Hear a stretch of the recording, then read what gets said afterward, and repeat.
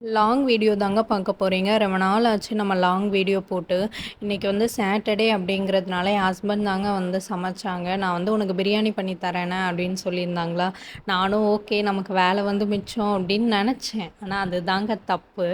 ஏன்னா அவங்க சமைச்சா நமக்கு வேலை வந்து அப்படியே டபுளாக தான் ஆகும் அப்படிங்கிறத நம்ம வந்து என்றைக்குமே மறந்துடக்கூடாதுல்ல. அதனால தான் அவங்க தான் வந்து இன்றைக்கி வந்து சமையலுக்கு எல்லாமே வந்து ப்ரிப்பேர் பண்ணிகிட்டு இருந்தாங்க. நான் வந்து பட்டுவை பார்த்துட்டு அவனுக்கு ஃபுட்டு மட்டும் ரெடி பண்ணிகிட்டு இருந்தேன். ஃப்ரெஷ்ஷாக வந்து எல்லாமே ரெடி பண்ணியிருந்தாங்க. ரெடி பண்ணி தாங்க எனக்கு வந்து பிரியாணி பண்ணி கொடுத்துருந்தாங்க. அவங்க பிரியாணி பண்ணும்போது வந்து எந்த மசாலாவுமே யூஸ் பண்ண மாட்டாங்க. ஒன்லி வந்து சில்லி மட்டும்தான் யூஸ் பண்ணுவாங்களா. டேஸ்ட்டுமே வந்து ரொம்ப சூப்பராக இருந்ததுங்க.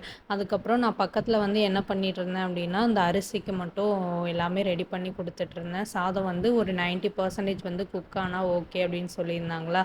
ஓகேன்னு சொல்லிட்டு அதுக்கு ரெடி பண்ணி கொடுத்துட்டு, அதுக்கப்புறம் வந்து கிரேவி மட்டும் நீ வச்சு தரியா அப்படின்னு கேட்டாங்க. சரின்னு சொல்லிட்டு கிரேவிக்கும் நான் வந்து ரெடி பண்ண ஸ்டார்ட் பண்ணிட்டேங்க. அவங்க வந்து எப்படி பிரியாணி பண்ணாங்க அப்படின்னு நான் சொல்கிறேன். ஒரு 4 பெரிய வெங்காயம் வந்து எடுத்துட்டாங்க. எடுத்துட்டு வந்து நல்லா கண்ணாடி பதம் வர்ற வரைக்கும் என்ன பண்ணாங்க அப்படின்னா, அதை வந்து வதக்கிக்கிட்டாங்க. அதுக்கு முன்னாடி வந்து எண்ணெய், நெய் எல்லாமே ஊற்றிட்டு வந்து பிரியாணி ஸ்பைசஸ் எல்லாமே வந்து அதில் ஆட் பண்ணிக்கிட்டாங்கங்க. ஆட் பண்ணி தான் கண்ணாடி பதம் வந்து வர்ற லெவலுக்கு வந்து அதை வதக்கிக்கிட்டாங்க.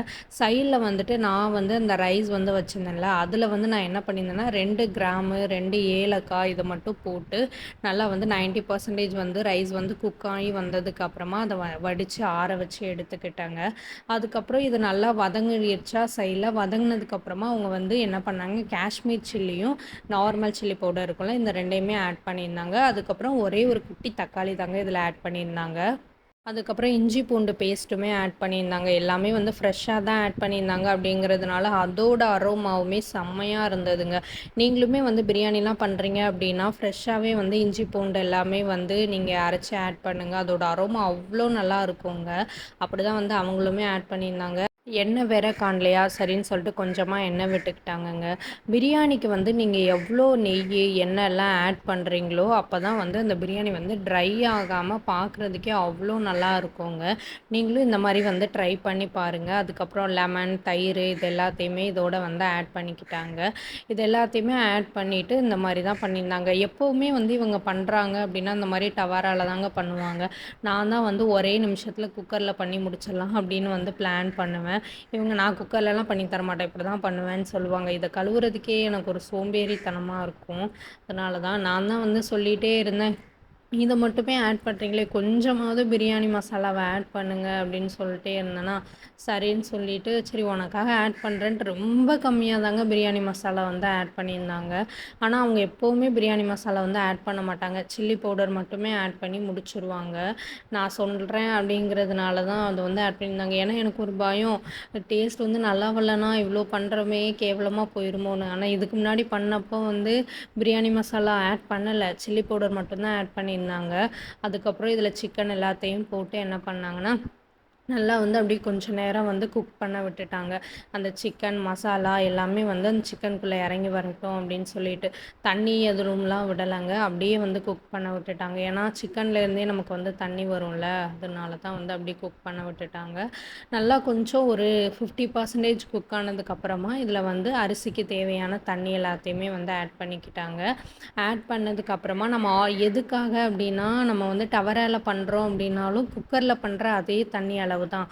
ஆனால் இதில் வந்து நம்ம அரிசியை வந்து ஆல்ரெடி குக் பண்ணி வச்சுருக்கோம் அப்படிங்கிறதுனால கம்மியாக தான் ஆட் பண்ணியிருந்தாங்க.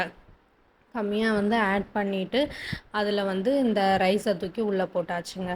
உள்ளே போட்டுட்டு அதுக்கப்புறம் எல்லாத்தையும் வந்து சரி பண்ணி சும்மா வந்துட்டு லைட்டாக தான் கிளறியிருந்தாங்க. ஏன்னா நல்லா வந்து கிளறுனா உள்ள ரைஸும் சரி உடஞ்சிரும், சிக்கனும் உடஞ்சிரும் அப்படிங்கிறதுனால லைட்டாக மட்டும் இதை வந்து கிளறிக்கிட்டாங்க.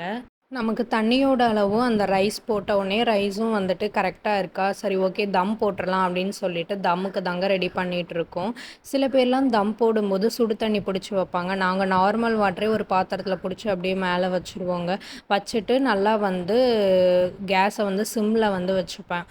சிம்மில் வச்சதுக்கப்புறமா ஒரு 10 மினிட்ஸ் அப்படியே நம்ம விட்டுட்டோம் அப்படின்னா நமக்கு வந்து சூப்பரான சிக்கன் பிரியாணி வந்து ரெடி ஆயிருங்க. இந்த மாரி தான் வந்து நாங்க பண்ணுவோம். லாஸ்ட்டா வந்து என் ஹஸ்பண்ட் என்ன பண்ணாங்கன்னா, கொஞ்சமா அந்த ஃப்ளேவருக்காக பிரியாணி ஃப்ளேவர் இருக்கும்ல, அது கொஞ்சமும் நெய்யும் வந்து அதில தூவிருந்தாங்கங்க. விட்டுட்டு அதுக்கப்புறம் வந்து லைட்டா ஒரு பெரட்டு மட்டும் குடுத்துட்டு, அதுக்கப்புறம் வந்து சாப்பிட வந்து ஸ்டார்ட் பண்ணிட்டோம். இதில வந்துட்டு கிரேவி மட்டும் தான் நான் வச்சிருந்தேன். மத்தது எல்லாமே ரெடி பண்ணது வந்து அவங்க தாங்க. பார்க்கவே கலர்ஃபுல்லா இருக்குல்ல. நீங்களும் ஒரு டைமாவது ட்ரை பண்ணி பாருங்க. நம்ம வீடியோவோட எண்டுக்கு வந்துட்டோம். இந்த வீடியோ பிடிச்சிருந்தா சப்ஸ்கிரைப் பண்ணி சப்போர்ட் பண்ணுங்க. பாய்.